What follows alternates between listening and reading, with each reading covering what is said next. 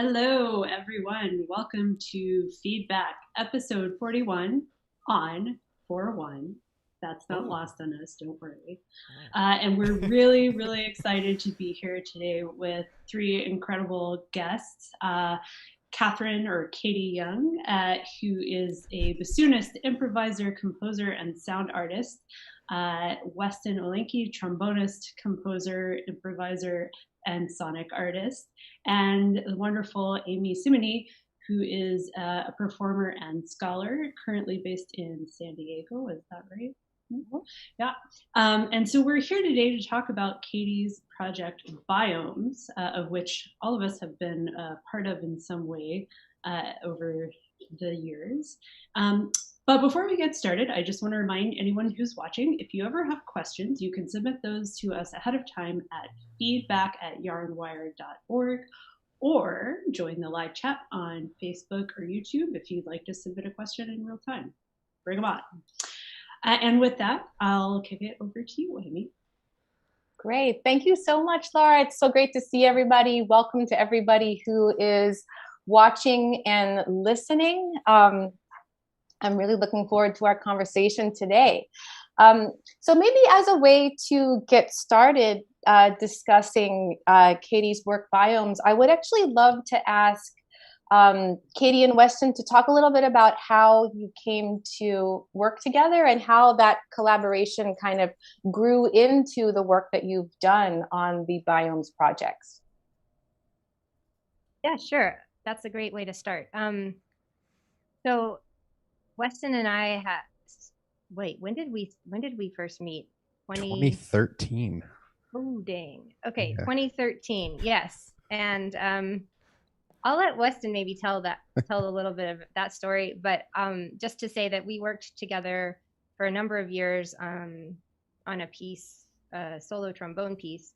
And then in 2018, Wasteland, this presenting organization in Los Angeles, asked me to make a new piece, and they sort of paired me up with Rage Thorn Bones, Weston's duo with Maddie Barbier. And so that was how Biomes came to be. It was commissioned by Wasteland, and I worked really closely with Weston and Maddie to develop the piece, and we did a performance in October of that year. But yeah, Weston, what's your version of the story? Yeah, so thanks for inviting me to be here.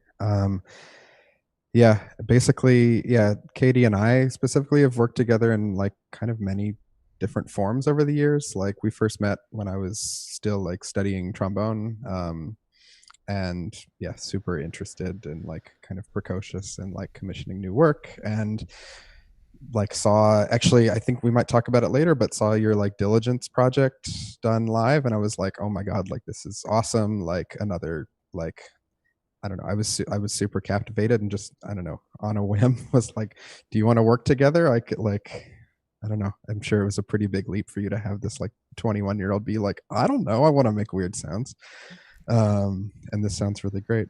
But yeah, then we worked on that piece together, which Maddie also learned later. So it's like we've kind of all been related to each other, and in some way or another, like have played some like duo shows together, played on a couple different records here and there, like with other people's music, with our music, kind of. I know it's just taken a lot of different forms over the years.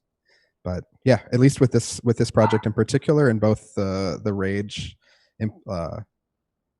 iteration and the one that we did at the Stone, sadly minus Katie because of that like historic ice storm. I'm primarily involved in this project as kind of a like technical facilitator, like software. I built a bunch of like software for it, sound design, lighting design, performance. I don't know, kind of figuring out how to like make the ship go from like a technical perspective. So yeah. Awesome. Thank you so much. Sorry, we have a canine intervention upstairs. But that's just such a great way to get us started. You know, I will say, Weston, you know, I had my own quote I don't know, I just want to make weird sounds moment with Katie. But it was maybe 10 years earlier than yours when we started working together. Katie and I started working together in the context of our electroacoustic duo, Architeuthis Walks on Land. And I'll just have to say that it's just been since then, it's just been like such a joy to sort of see Katie's creative practice like grow and stretch in so many different directions. And one of the things that I've always admired about her work is the way in which it really refuses any crisp distinction between performance, installation, and improvisation, and like works at their intersection in this very fantastical, speculative practice of world building, like in sound and image. And I think I wanted to give that sort of mini introduction as a way then, Katie, to ask you to tell us sort of about what the Volumes Project is, what sort of conceptual and mediatic materials and processes it involves. Yeah, totally. Thanks, Amy. So Biomes was, I mean, partially I decided to make Biomes because I knew I was going to be working with Weston and Maddie, and I really didn't want to notate another complicated piece for Weston. We had been down that road and it was awesome, but I knew that he was at that point, 5 years later, way more interested in making his own music and had developed all these technical skills. And so I wanted to make something that was really kind of appropriate to where he was at too. And and I'd been thinking about how to start building, like I didn't have a band so much then that was active. But I was like wanting to have a practice that was sort of improvised and composed and had these flexibilities and could kind of build the way a band, I mean, Architeuthis was still playing and it, is still playing, but like, I didn't have like, we didn't live in the same place. So I didn't have like a local project. So I was excited to I sort of thought of this like, almost like developing materials for a band, maybe, that in the sense that you could use whichever songs you wanted to put together a set kind of thing. So yeah, I would say that Biomes is a platform for collective composition and for installation and sort of creative installation, and it can be, there's sort of a collection of materials that are still accruing and that I hope to add to, and would encourage people who are the participants in it to like add stuff too, as they all have.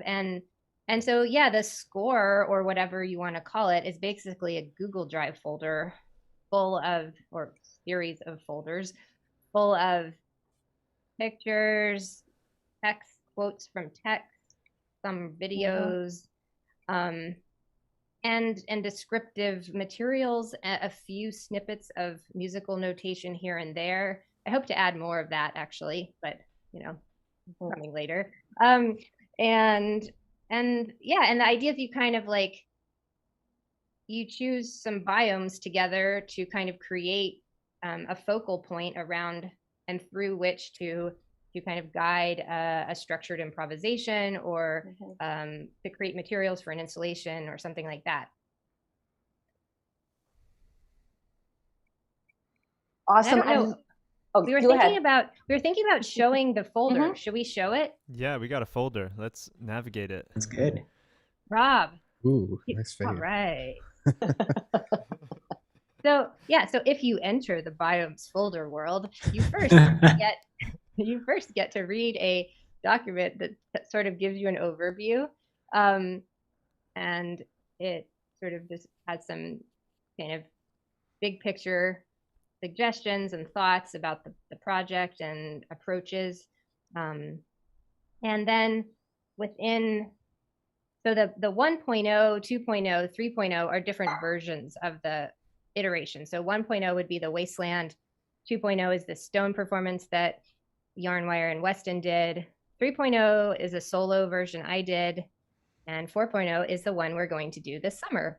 And so then if you go into enter, then you have these 3 biomes. And with, I hope to add more, I intend to, but this is where it started. So there's sort of a foresty biome, a deserty biome, which is number 2, and then the human microbiome, which is number 3. And then, yeah, within the folder, there's a lot of pictures, subfolders with different sorts of pictures, and some sort of overall descriptive guidelines. So, that was too much for the internet. Well, that's okay. Anyway, I think people probably get the idea that it was just that there's these different materials in there, and you can really use them as prompts or sort of points of inspiration or points of discussion as you're building the piece together. Awesome. I love the idea of thinking this project through the lens of being in a band and like putting a set together. I've never been in a band that got to work with such a cool, like dynamic, like intermediate world. So I'll be kind of hoping for that at some point in the future. But I think, maybe through that lens, I wonder if you can, talk us through the first 2 iterations that have taken place so far. And I know we have some examples queued up, which I think will be really awesome to experience. Yeah, cool. So the first one was in LA in October 2018. And as I mentioned, it was me and Weston and Maddie. And we had, what was the Art Share was the name of the place. Yeah. And we kind of set up, we kind of divided the performance space into different zones related to the biomes. And we tried to think sort of about the choreography. And we did a lot of work, Weston being the whiz on this with the lights. And so there's like kind of light progressions throughout the piece. Yeah, and I think we can just take a listen. Yeah.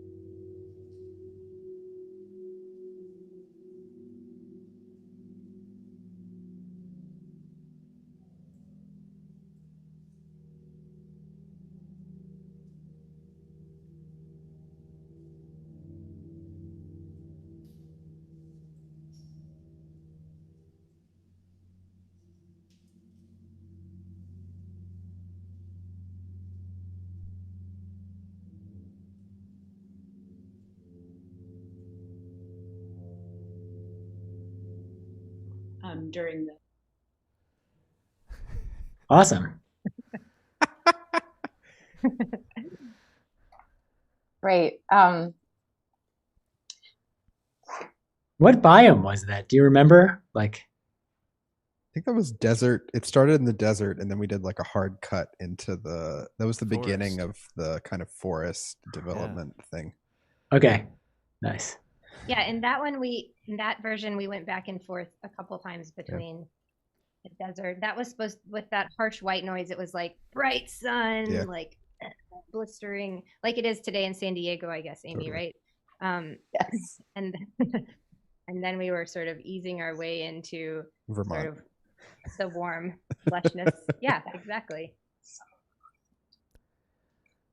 No, it's great to hear you kind of unpack the sound world in relationship to the kind of micro dynamics of each individual biome. I mean, I've been curious throughout to maybe like hear you talk a little bit more about, you know, how you put together the environmental and ecological details of each biome, and then how you made decisions about rendering them both sonically and formally.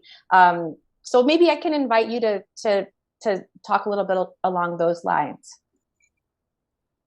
Yeah, sure. And I mean, we can listen to the Stone excerpt in a minute, but even now, I'd love for Laura, Russell, Ian, Weston, anybody to sort of, because I've talked a lot, and also it'd be cool to hear how you all found your way through the piece, through the project.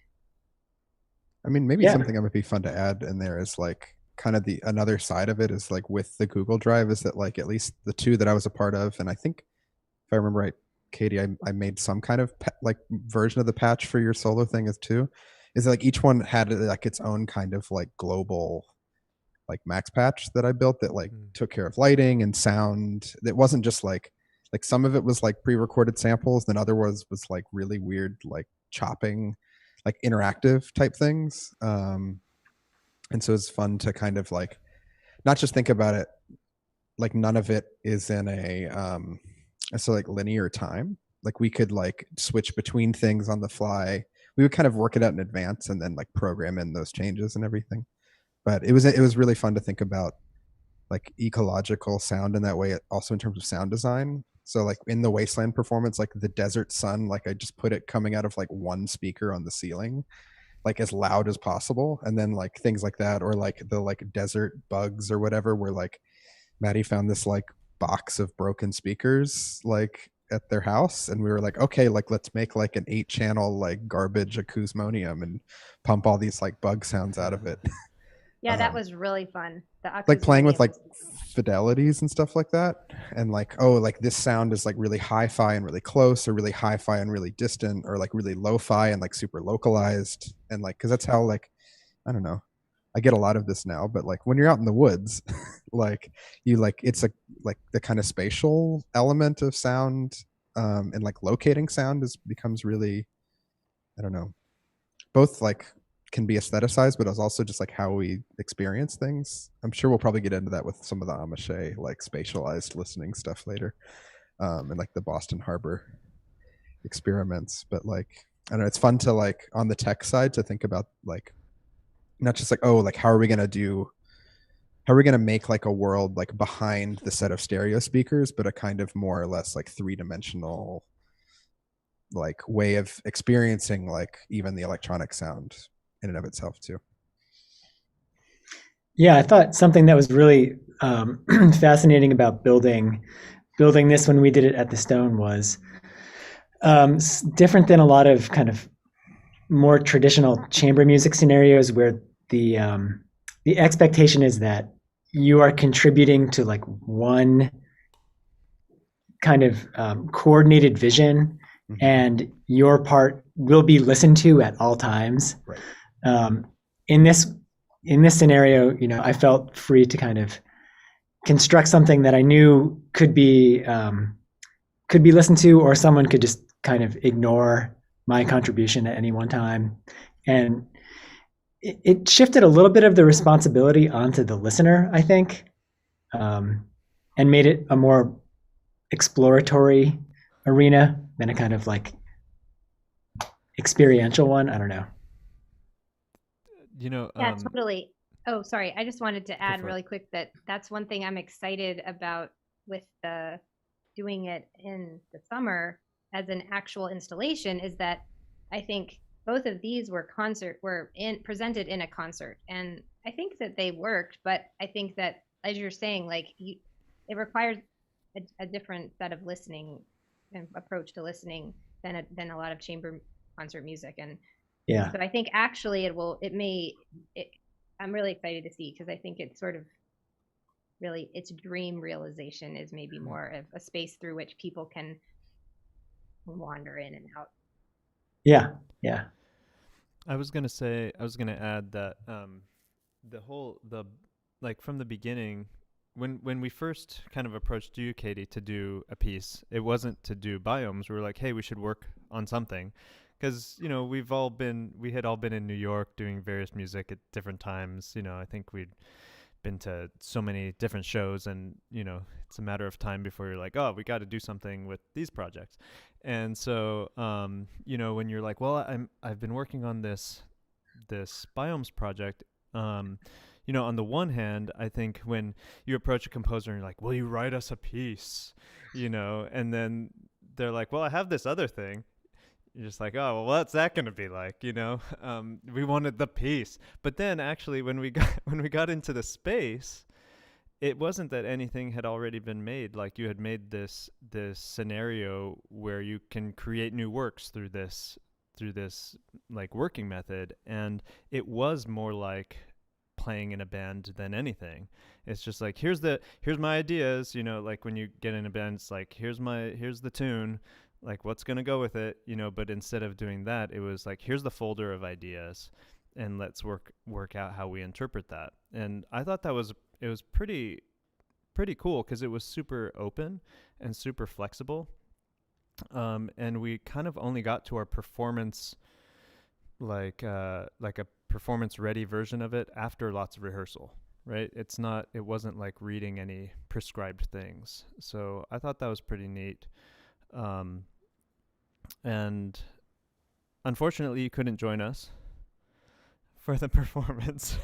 So we had a new version. It was like 3B. What was it? Some like storm in Chicago or something, or? Okay. Yes. And also, Canceled I think, flight. wasn't it in New York too? Yeah, it was like bitter. It was bitter cold that night. Yeah. Like freezing. really rough. Only my mom was there. Oh, right. That's right. Yeah. Hi, Mom. The hardcore supporters. Oh yeah. We know the moms are out there. Right. But it's interesting you say that, Russell, because in kind of like it asks a little bit of a different thing from the listener. It also clearly asks a different thing from the performers. And I love the way, like, Weston and you all have. I mean, you have to take it on, and like the idea. I mean, like, so much of the time, being a new music performer is designing lights and like rewriting the part, and doing all of this stuff. Mm-hmm. So this just kind of like puts it out there up front. So true. It's also cool to hear you talk about it, Weston, because like your experience of it is, I love hearing it, because it's so completely different than even how I would talk about what I'm doing. You're like, yeah, I'm going to build this patch, and then it's the technical side, and I'm like, I'm looking for a symbol. Yep. Like, what is going to do this thing? And it's really cool, because kind of like what you were saying, Ian, we each have these individualized parts that then contribute to a whole, but they talk to each other only because there's like the framework, right? Totally. In a way. I remember too, like I think it was maybe like 2 months before we were going to do it. Like in all honesty, Katie and I went out to LA for like a week beforehand, and we had like a folder worth of stuff, but we were like, okay, like very few sound materials. And it's like, it felt kind of like a band rehearsal. Like, okay, like what do we all have? What are we all interested in right now? Mm-hmm. I remember like a month or two beforehand, I was like, I got these DMX lights. I don't know how to use them yet, but like, can I bring them? And then it was just like, I just did like a crash course on how to like program DMX and Max, like via YouTube. And then it was like, okay, I get like, surprise. Whoa. All right. Looks like we have a question. We have a question. Audience. Great. I have a feeling it might get popped up on screen. Here it comes. Parallel Patterns asks, in what ways do you interpret the visual sonic intersections? Personally, vibe. It was like, what is this vibe? What does this vibe need? Like I don't know, kind of actually. Well, also when we were talking about, you know, how the sort of the openness of the piece and how some things get decided and some things are, you know, we came to decisions through a process of rehearsal. And in a lot of ways, in the version that we did, the lights ended up being almost like our sort of map through the piece. So we used the visual as a sort of cue, like, you know, oh, we're going to move into this the next biome, and it helped sort of pace and delineate all of the things that were happening in the piece. I'm still requesting access to that Google Drive. I can never figure out how to get access to those things. So I've never seen the picture. No, I'm joking. So you just made it all up. Yeah. This is great. Have you ever played the human biome one? Has that occurred yet? Oh yeah, Maddie did an amazing human biome solo yeah. on the euphonium during during the wasteland one. It was Awesome. like a bass trumpet with like plastic tubing played into a euphonium bell with a mic. Yeah. I think in the past yeah, that one there was a labeled tube. like pig sounds or something. Yeah, mature. I mean, I think that's something that I learned with Amy is like making up you know, pet names for all of your musical materials. That was a big part of the Archituthis practice. But I don't know, to get back to the audience, to the question about visual sonic connections, I really think that everybody probably, you know, is like differently attuned to visual stimuli, sonic stimuli, verbal stimuli, etc. And so I kind of want to just sort of put stuff in the folders and ideally as much as possible, so that then people can find gravitate towards whatever kind of catches their fancy. Like me, in case it's not clear to everyone, I'm obsessed with like close-up photos of like dirt and concrete for some reason. I really love them. And moss and, you know, wood textural close-ups. I love them. So, you know, that's always gets my creative juices flowing. But I figure everybody's not quite like wired like that. So, you know, there's just different materials in there. And I think that the interpretations are really up to, I mean, that's a big part of it, is then creating metaphors, creating, you know, names for things that then help you remember how to play that sound again. And I think that all of that kind of feeds into an interpretive process that's definitely not predetermined or prescriptive. And probably even within the band in any given performance, people are doing their own thing with it, I would imagine. So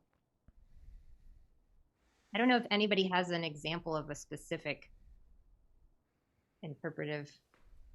I mean, sometimes it's really literal. I think there's like, at least it feels really literal to me. They're like, oh, there's the glowworms, so let's make wiggly sounds. You know, it's like doesn't have to be super profound, I guess. It can be pretty just like straightforward. But then again, like, I don't think people know what when we're playing it, everyone's not like, oh, that's definitely a worm, you know. So right.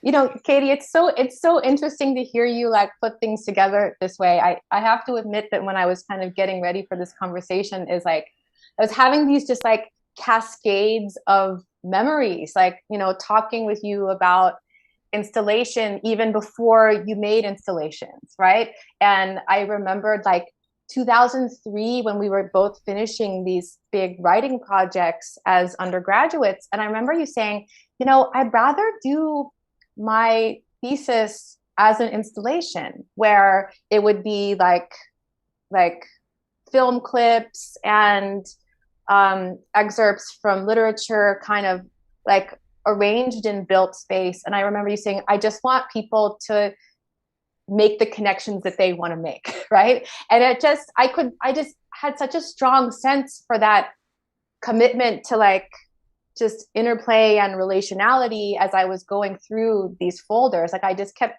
like seeing such, like, I don't know, such exciting like consistency about your kind of like multimedia imagination from a very early stage, like through this project.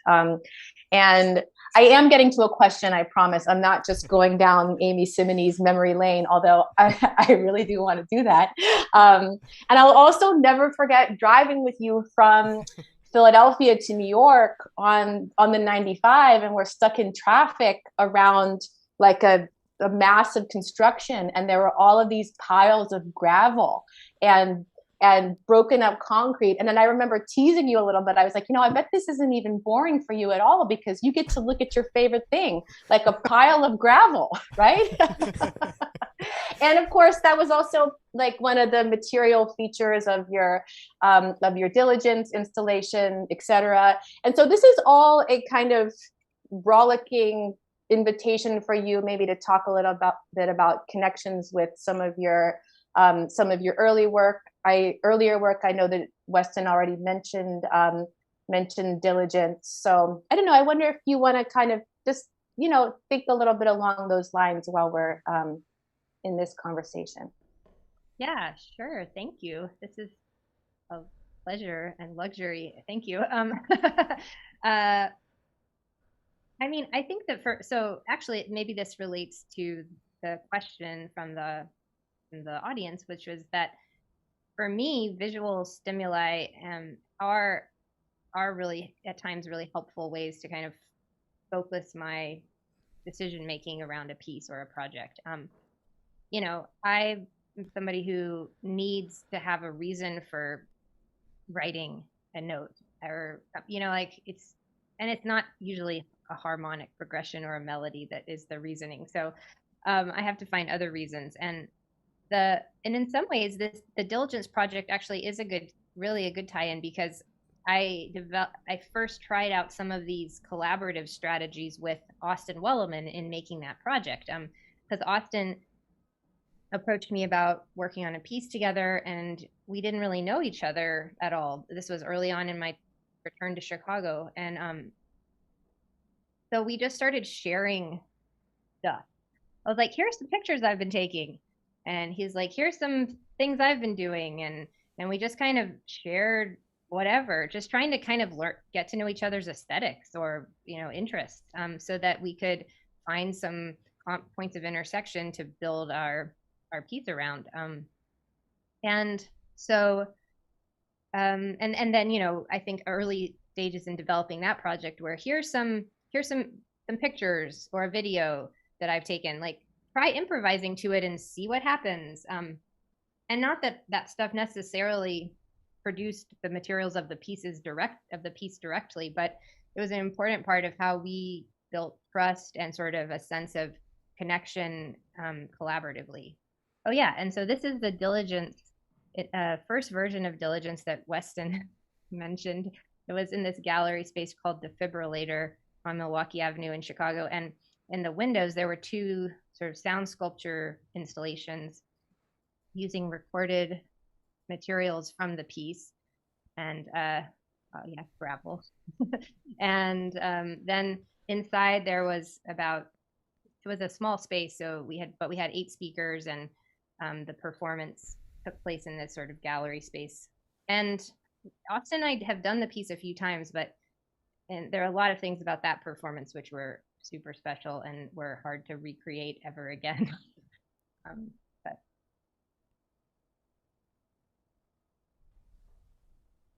And I guess also I could just say that some of the literary stuff that is in the folders, there's these different quotes by Ursula K. Le Guin, Rebecca Solnit, Octavia Butler, some other folks.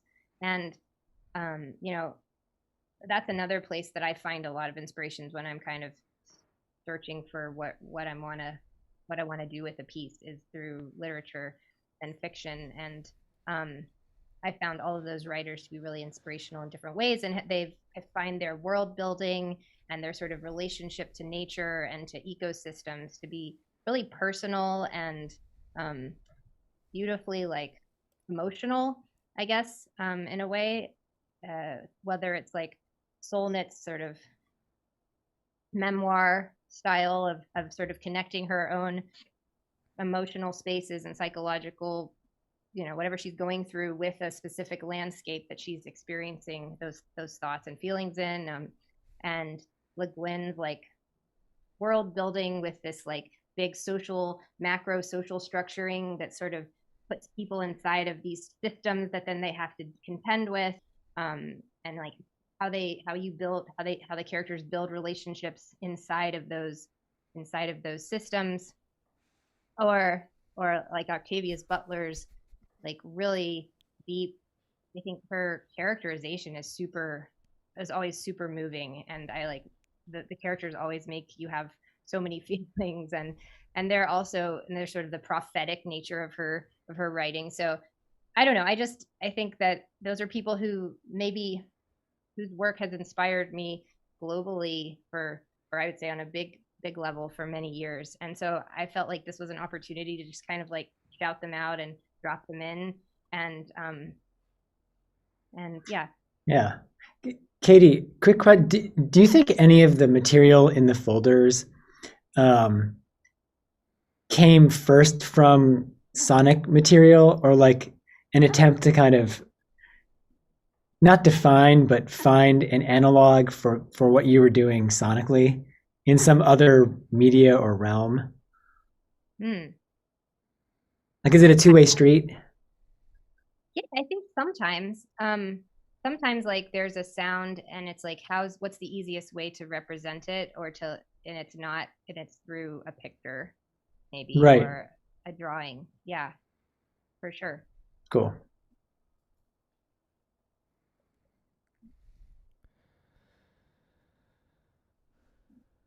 I wonder if maybe this might be a nice time to go to the recording from the Stone. Katie, I like kind of took us way far back in time, and you brought us like back to the present of the Biomes project, and so this might be a nice time to listen a little bit. But I'd also be eager to hear from Laura and Weston and Russell about their engagement with the literary and visual and sonic prompts that kind of make up these really dynamic folders as well. So we could go in two directions here.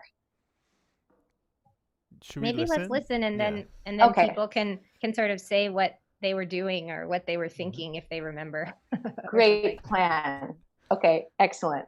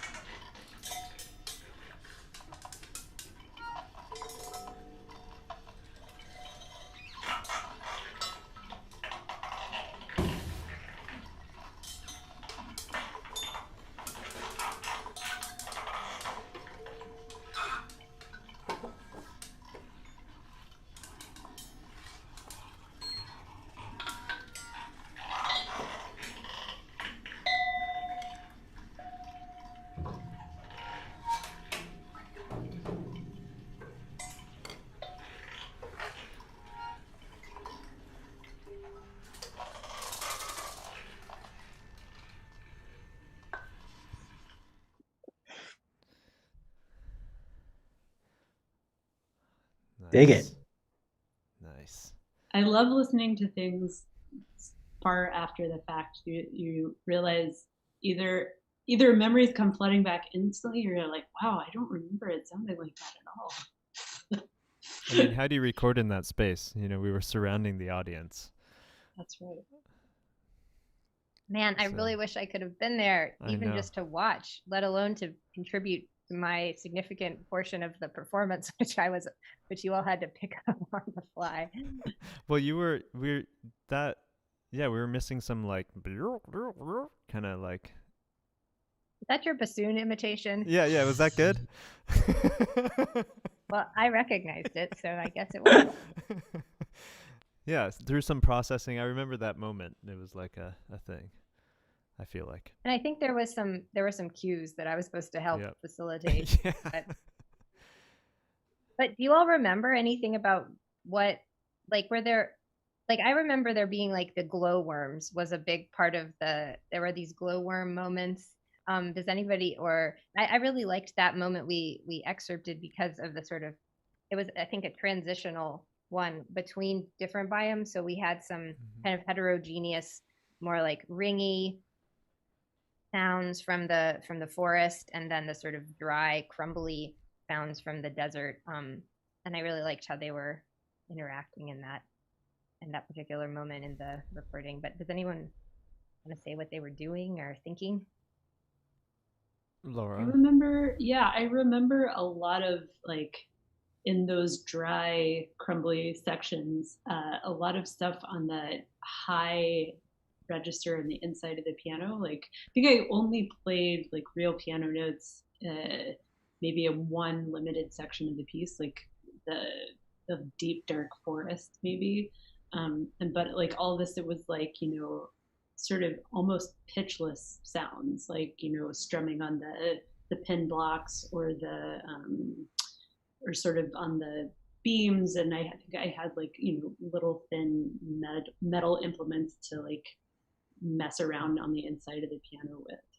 And I think Ning had a whole station that was not even in the piano at one point, and she maybe had a kalimba or something, I think. I think I heard that in this excerpt. Yeah. I remember the desert thing. I think we had desert. Maybe did we start with it or end with it? I don't remember. But like hearing the Wasteland version, a lot of those same elements were in ours, I feel like, but we transformed it because of the additional players. But I feel like those two versions of the desert really kind of like speak to each other. Even not knowing the previous one. And then I do also remember the forest. I always thought of kind of how you described it, Katie, is like kind of like lush. It's very ringy. And I think we were playing with gongs and like more resonant types of materials. Yeah, now it like becomes more clear once you listen and like think about it again. Yeah. But I think we pared it down.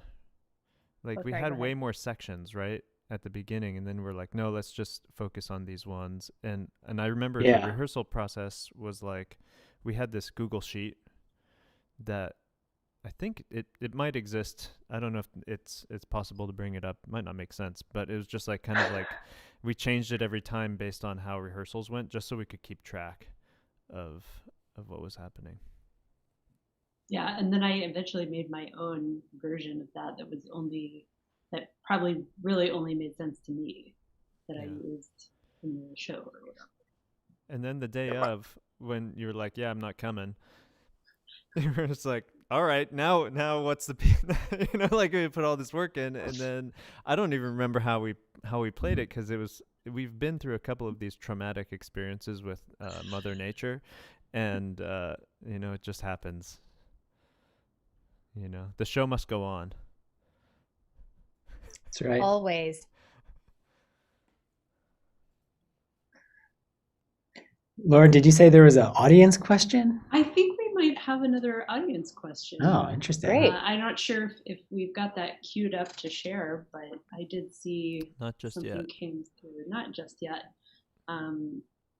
I was But- thinking about this, how we made this piece in a time, like I was living in Chicago mostly during the early stages, and to be honest, I had not a lot of connection with natural spaces, and how different my experience has been in the last year. And one of the best things about this last year has been that because of all the things we can't do, I've been spending a lot of time out in parks and in forests, and moving to Georgia, there's so many beautiful forests within like 0 to 30 minutes of my house that I've really it was very speculative when we made the piece, and now I have a very different experience of nature where I'm actually can go to it, and I'm kind of wondering well, do I need biomes now that I can actually go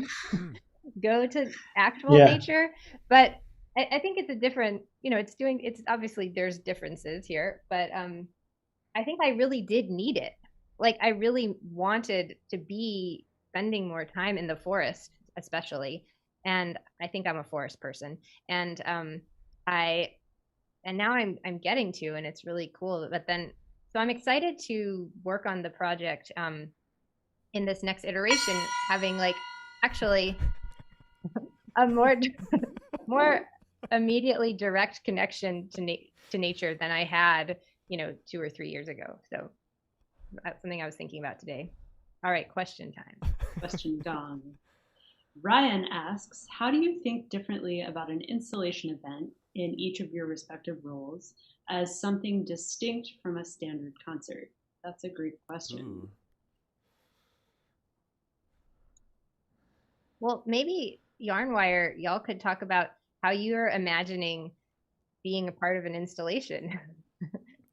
I think Ian said something before that's really good about this, which is that idea that in an installation, you have the sense that people can choose not to engage with what they're hearing. It allows someone experiencing what's happening to have a lot more agency in how they're interacting. In a concert, they're kind of held hostage, just you will listen to this, you will pay attention. And in an installation, people have a lot more freedom. As a performer, sometimes I've been in these situations where a piece can be both concert and installation, and the one thing that feels funny is that often in an installation, people can come right up to you, and actually you have to build. You don't have to do anything, but sometimes I'll build a wall of silence around myself, pretending I'm in my own space, so that I can perform, even though it's I'm an object that they're looking at, and I have to maintain that objectness of a performer playing something, even if and the piece I'm thinking of, I play a plastic bag, and materials, and so I have to perform those things, and if someone is right here up on me, I have to be able to still engage with that stuff and not look up at them and start having a conversation or something, unless that's the piece. I haven't played that piece though. Oh geez. So many questions today. They're so intense when they come in too. Yeah. So Jack says, hi, Katie. On your webpage for Biomes, you list the following prompt: still camera and editing techniques from documentary films. Love that prompt. How do you connect to the idea of documentary? Yeah, sure. I think I was just thinking about the sort of drama that film documentaries can create through these very far off,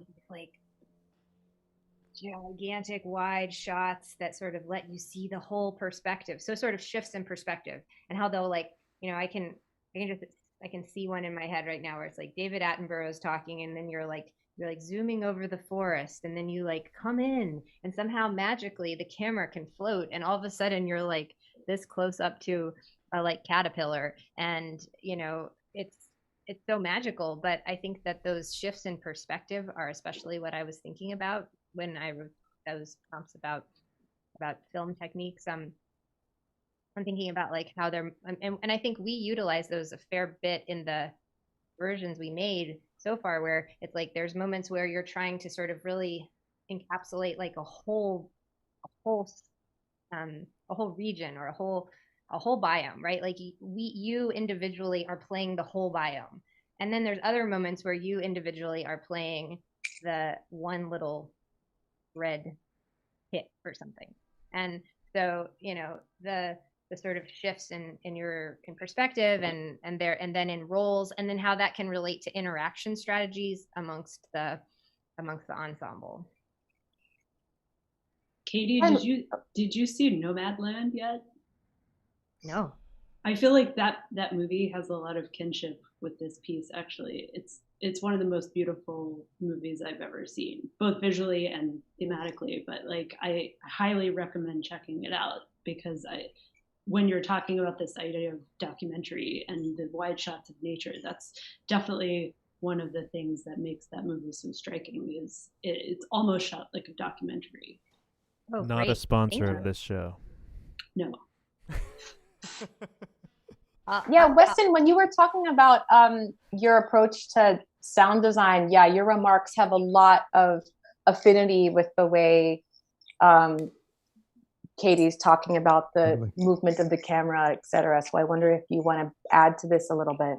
Yeah, and it's kind of thinking in terms of like, not in like a kind of ambisonics way of like, where are we putting the listener and like that we have any control over that whatsoever, but it's kind of like, what perspectives are we kind of offering up for listening that's not just a kind of like, we are saying something and you are listening to it, and there is a kind of direct communication that like things are lost. Like maybe you're like trying to look at this bug, but there's like a rock in the way, but like the bug still exists whether or not you're actually, I don't know. I'm thinking of a lot of like kind of Anna Tsing's writing about especially like interconnected like world systems and things that are like, I don't know, not to get grand about it, but like decentering like human perspectives too, which I think is kind of a really interesting concept that's maybe floating around, at least in the air that I think I'm breathing.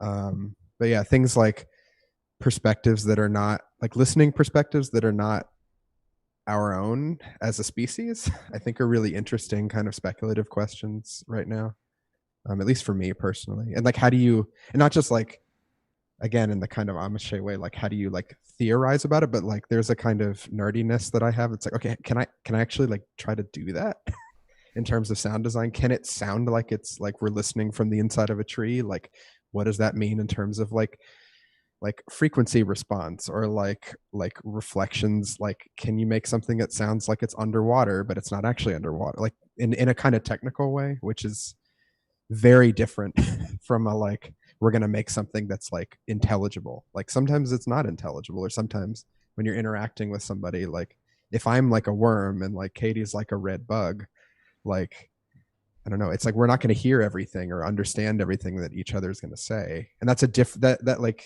even though that maybe is not coming across to the audience, it made me, while playing, come at like the improvisation with like a different mindset, you know, because it's, you're not trying to like maximum communication, maximum clarity. It's kind of like a lot more contingent than that. Yeah, that's so cool. Which is like fun, frankly. It's like, it's just so cool to think about the ways in which like listening is always situated, but it's always partial. And then in order to think that and practice it, you're like always on the threshold between like realization and speculation. And Katie, I love how you talked about starting Biomes when you were in Chicago, and that, you know, like that being part of their speculative edge, right? And it just reminds me that like how speculation is it's like a way of wanting to like bring something into being, right? To like bring something new into being. And it's so like just rich with like desire and sort of different ways of thinking about like listening and sociability. So there's just so many rich connections between everything that you've all shared today. And it's just really exciting and really generative. Well, that seems like a natural place to sort of pause. I mean, again, like all these conversations, it really feels like there's just so much we could talk about, and it could go on sort of endlessly, and it probably will once the camera stops streaming. But before we close today, I just want to ask Katie, Weston, Amy, if there are any recent or upcoming projects that you'd like to shout out to our viewers. Go. This is my cat, Bird. Bird. She's a recent project. Let's see. I had an album that came out in the winter with Sam Scranton. Y'all could listen to that.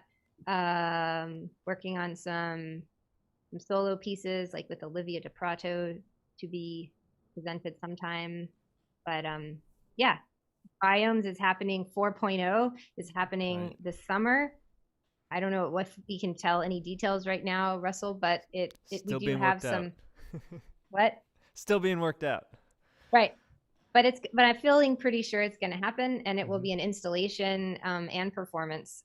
So there will be moments when Yarnwire's playing, and then moments when there's just speakers. And yeah, excited for that. It's gonna be sweet. I've just been making cybernetic bluegrass. Nice. That's all. But you have an album. You have an album coming out, right? Next month or something with Pomplamoose? Oh yeah, that's coming out tomorrow with a group Tomorrow. that I play with. Tomorrow. No, it's a set of things that we recorded with a different percussive group, line upon line, a different percussive group of individuals. I have pre-ordered it, Weston. It's fantastic. Rock on. First track. By the time albums come out, usually you've like forgotten you made it because it happened like a year and a half ago. This was like 2 or 3 years ago, and like in a particularly like hot spell in Austin in like June, and it was just I think I just had heat stroke the whole time. But yeah, there's that and some weird country music later in the summer, I think. Amy? Yeah, I'll try to keep this quick. So that volume that I edited with Bill Dietz, who I think is watching. Hi, Bill. Bill. But oh, there it is. And Bill texted me during the show. So that book, the selected writings and interviews of Marianne Amiche, has been in covers since like November 2020, and we just finished an 8-episode long project with the New York Public Library, inviting artists and scholars to choose passages from the text and respond to them. And so those episodes are going to be released in the coming, there's 3 of them released so far, and they'll be released in the coming month and a half. And it was an absolute joy to do. Super excited to have had so many wonderful people participate, and working with the library has been like absolutely rad. I'm currently doing copy edits on my own monograph, which is called Wild Sound, Marianne Amiche and the Tenses of Audible Life. Oh, there it is. Nice, Rob. Yeah, you said, when you make an album, you kind of forget that you made it, and somehow I still haven't forgotten that I wrote that. And copy edits certainly don't let you forget. So that'll be in covers in early August 2021. So that's that. Otherwise, it's just me and the pets over here. It's great. I love it. Artistic projects and pet projects, literally all together. Yeah, it's great. Well, thank you all so much for joining us. Thanks, Katie, Weston, and Amy. So for those of you watching, our next episode of Feedback is next week. Actually, we're coming right back at you on Thursday the 15th. Thursday the 8th. I skipped ahead 2 weeks. And we'll be chatting with Raphael Sendo and Richard Carrick. So join us then. If you want to support this project, you can check us out over at patreon.com. We've got a page all set up there with lots of cool rewards and thanks for your support. So take a look and do what you can if you've got the money and the time. So with that, I'll say thanks again to all of you, and we'll see you soon. Thank you.